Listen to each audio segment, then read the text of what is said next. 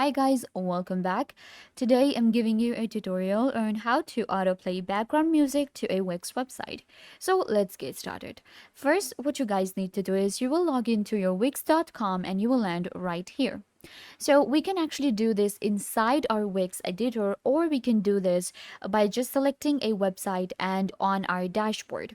So that's what I'm gonna do. It's actually the easiest way. So I'm gonna just select a site instead of editing it, and we will be able to actually add an autoplay background music to our Wix website through our dashboard. So here we are. This is our dashboard for Wix. What you guys gonna do is you're gonna right here in the search bar search for background music. So it will show you the different apps available, but you're gonna select the first one, which is the custom background music. Right here we have custom background music. Play your own songs in your site's background.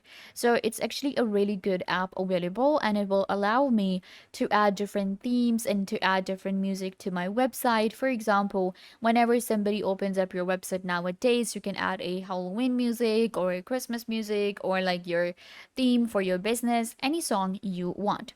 So you just have to click on add to site, and it is also available with the free plan.